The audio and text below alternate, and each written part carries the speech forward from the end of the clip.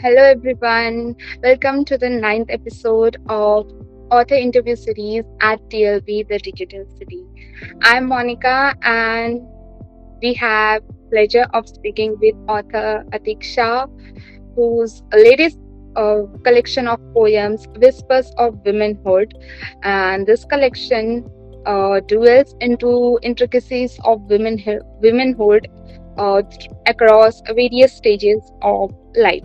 So, first of all, Atiksha ma'am, thank you for joining us. Thank you very much. Okay. To start off, could you please introduce yourself to our viewers and a little overview about your book? Uh, my name is Atiksha, and I am an architect by profession. I also teach at an architectural college, and writing for me is majorly a hobby that I have just started trying to expand into, maybe getting it to more people. And I have Yeah. written as a hobby since I was very little. I cannot tell you when I started. I had a poem published in a newspaper when I was in sixth class, and I do That's great. not have the poem. I know the title of the poem, but I don't have any copies of that because I had one copy of that newspaper that someone took from me and I never got it back.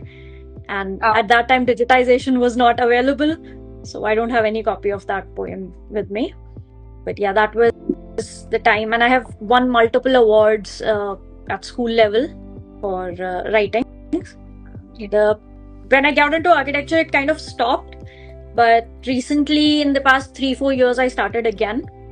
I used to have a blog, which I do plan on restarting very soon, and then I started these poems. that's great. You are like incredibly talented person, I guess. A And jack of all trades. That is what you will find in my author bio everywhere. That is what I write about myself. Jack of all trades. oh, okay, that's really good to know. As the book Whispers of Womenhood, it's a collection of 21 poems, and it's about the journey of womanhood, as it is multifaceted, and I love how you like want to express and celebrate these experiences into the book, and which makes me curious about different perspectives you encountered while writing this. So which stage of womanhood was most challenging for you to write, and why was it so crucial for you? Uh, I would say motherhood was most challenging for me because I have been on this side of seeing women be mothers. I have been at the side of seeing my own mother have her struggles, but I don't have personal experience with that. So uh, that was definitely one of the most challenging ones, especially considering that I wanted to do justice to the fact that motherhood. Everyone keeps telling you that motherhood is this huge joy, but it is yeah. also a huge struggle. So there is a duality to every stage that you see. There are joys and there are struggles. There is never just one. So I wanted to play with that duality a little. Okay, that sounds like really heartfelt, and motherhood is indeed very very rich and a rich theme, and I see how you captured those complexities. So it was both rewarding and challenging for you, I Yes, guess. it was definitely, Uh, especially seeing people read those poems and connect with them. I have had a few people, especially with the earlier team that I shared it with before it was published. A few of them came up yeah. to me and they were like, "You made us emotional," and I don't think there can be any bigger compliment than that. Yeah, it is really heart touching, and as this book is mainly focused on womenhood, the journey of women. So how do you what do you hope that the female as well as male readers would take away from the book? See, it's a journey of womanhood, but this is not specifically for women.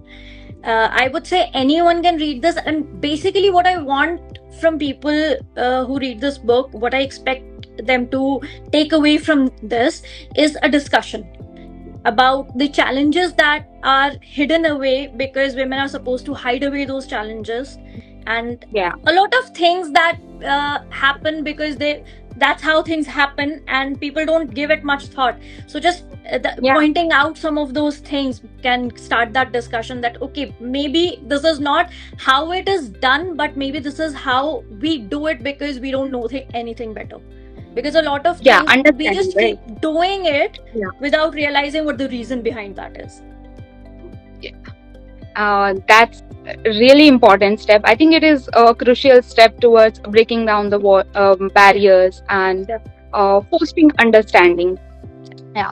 So, speaking of understanding, do you think there's a particular stage of fear or experience that society should have more understanding of, or as supported in your poem? uh, I would say it starts at the very beginning, like since toddlerhood, girls are told that oh, that is not how girls do it, that is Yeah. not very girly thing to do. So I think if we start right there, the others will fall in place. The other stages will definitely fall in place if we start dismantling that difference right at that stage. Yeah, that's the most important, I think, message anyone can give through it. And understanding like what the reason behind how women are made actually. Yeah. What uh, their reason is to do things the way they are doing. So that's very important, I think. And I appreciate your poetry addresses that. Thank you. So yeah, what does womanhood mean to you personally? Or how do you feel this collection of poem reflects or echoes that? Womanhood is a lot more complex than a lot of people realize. It's not just about being a woman, but it is about the experiences that we have with society every day. The differences that we face, like for very little things, we're like, okay, this is how women do it because that is how it is done. This has been done for generations, but no one knows why it has been done like that for generations. Maybe there was a point in history where that was important, but then now it is just culture or tradition or anything else that has been named that, and we keep doing it. So that is also part of womanhood, because there's a systemic oppression that has been happening for generations, and now it is just tradition. Yeah. So that It's is a huge part of womanhood, from the very early stages that keeps happening, and till the very end you see that happening even to old women, uh, as they are like after the age of retirement, they might be on their deathbed, but that difference doesn't end at any stage. yeah, Yeah. yeah.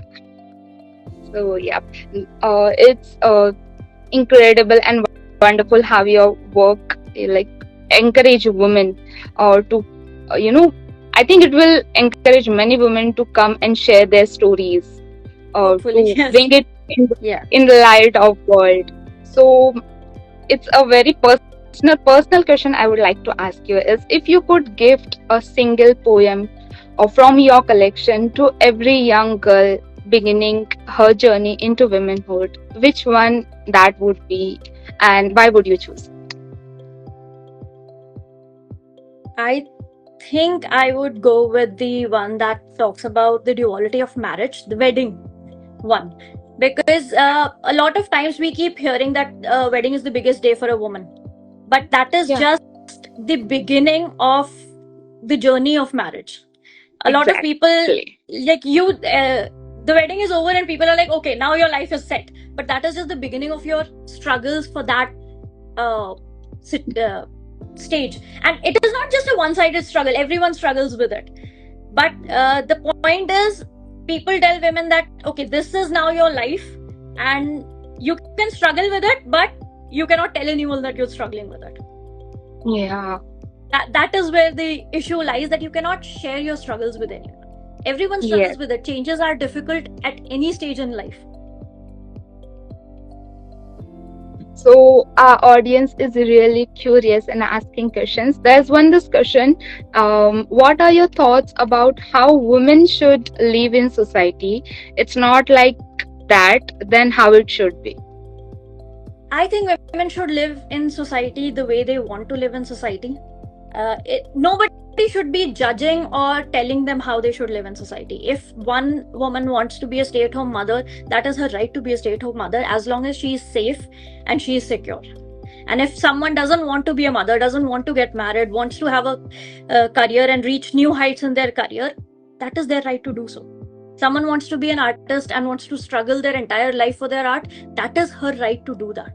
Nobody should be Yes. questioning or discouraging her from that. Nobody should be like, okay, you cannot focus on your career because family is important, and nobody should be telling a stay-at-home mother that you can, yeah, now your kids are in school, go back to work because that is more important. So it's their choice. If someone wants to do both, that is their choice. Yeah. Whether I think in India, by choice or by requirement of financial constraints, that is their decision to make and not society's. yeah, it's completely the women's decision if what they want to focus on, and that's really inspiring. If your poem collection of poem focus on that thing, and there are many societal issues which are not yet brought into the light of the world. So are there any issues that related to womanhood that you feel still needs more attention, and how does your poetry attempt to shed light on that issues? I think the issues that people don't talk about much are the ones that start at the childhood level.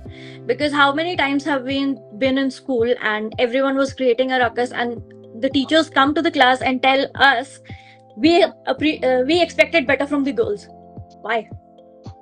Are we not allowed to be kids? Are we not allowed to have fun? Like, why is that you Yeah. expected better from us when it was everyone doing the same thing? Boys get the pass, girls get the blame. Why is that? Yeah, society is all about that thing, Yeah. questioning the women, and not even asking a word to the male society. This is again same thing that it has been done from generations, that people don't even think before doing that. They don't think Yeah, in those terms that we are doing something that is separating these two genders. They think this is how it is done. Women are expected to be better. How? They're kids too. Like little girls are expected to be better. How? Why?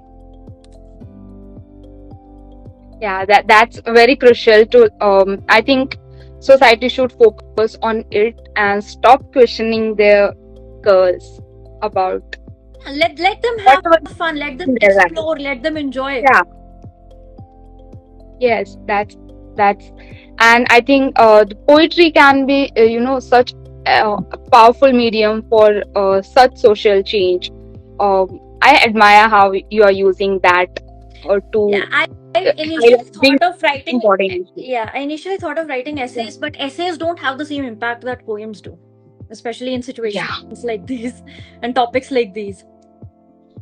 yeah. Which it brings me to my next question: is why do you choose poetry as the form to explore the journey of womanhood in Whispers of Women? Like I said, I could write a 5,000 word essay and it wouldn't have the same impact as a 200 word poem. Yeah, Yeah. poetry has that It just unique ability different. to Yeah. yeah, It's different. it captures the emotions and feelings very well, and I think everyone can resonate with poetry. I'm not like I don't read poetry much, but if I'm reading something, then it touches my heart. So yeah. Did writing this collection reveal anything unexpected about your own understanding of womanhood, or even challenge your own beliefs?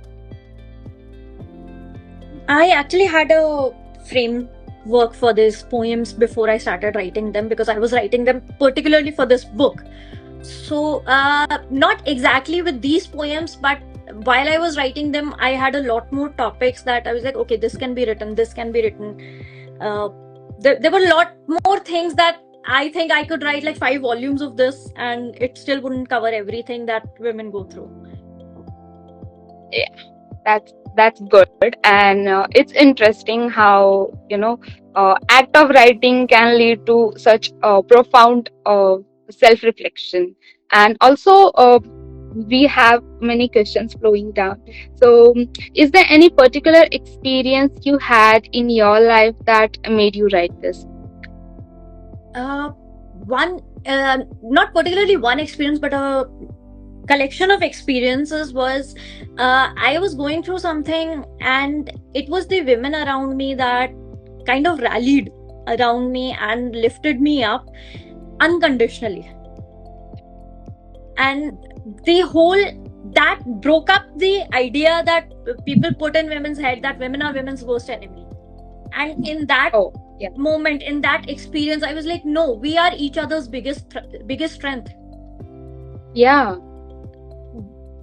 Without those women in my life, I would not have been here.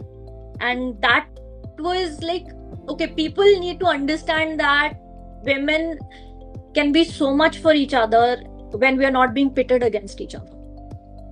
Yes.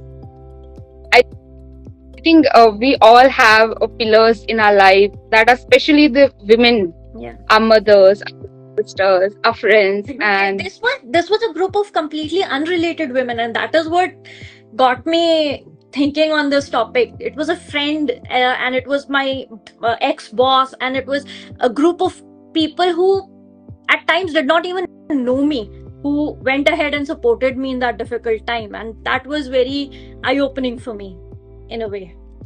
that's fascinating. Like, if it's about women in your life, it's a different thing. But if it is completely unrelated, then strange.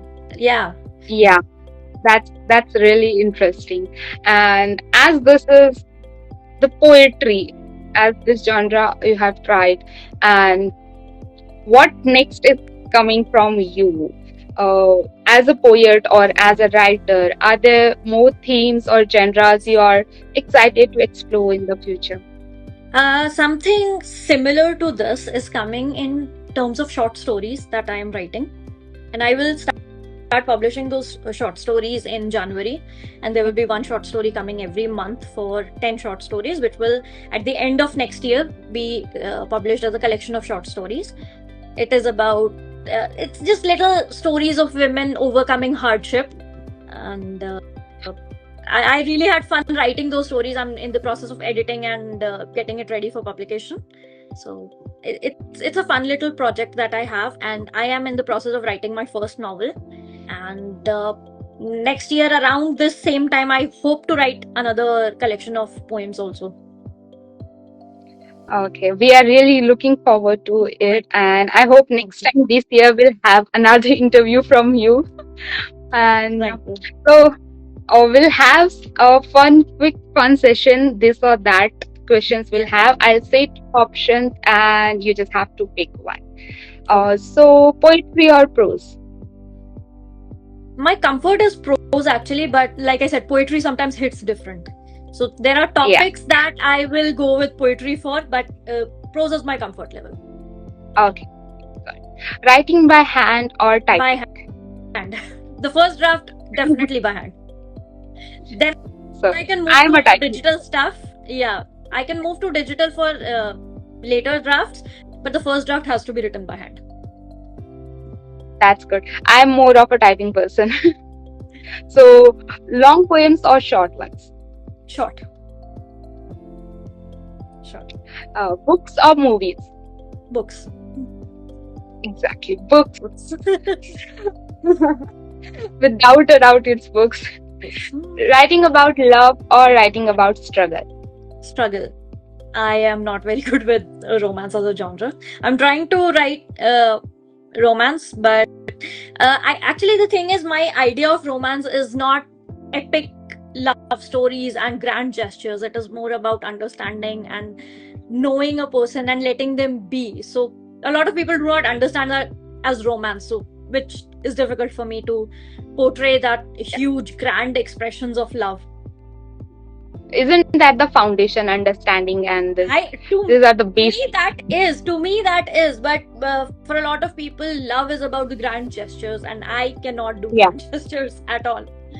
So that becomes a little Sometimes struggling. Yeah. so writing under the deadline or at your own pace. Deadline. I'm not good with doing anything at my own pace. It will never get done. Working under pressure, right? Yeah. To finish something, I need to have a deadline. Exactly. I think I also do the same. I need some pressure, otherwise I won't be finishing the work. So, reading fiction or non-fiction? Fiction. Fiction over anything. Early morning or late night? Late night. Self-publishing or traditional publishing? Right now, I am self-published, and I intend on being self-published for the next collection also. Like, poetry is difficult to get traditionally published anyways. And even with short stories, I plan on self-publishing that. I'll try with the novel, I'll try traditional publishing, but if it doesn't work out, it doesn't work out. I'm not worried about that. Okay. Writing to impress or writing for fun? Writing for fun, writing for myself. If I can't convince myself that this is good writing, how am I supposed to convince anyone else? Yes, I think that's exactly what I think, because I have started. I'm starting to write, and I think it's more about what I enjoy writing. So people will enjoy if you enjoy it, right? So thank you so much. Yeah. Sure.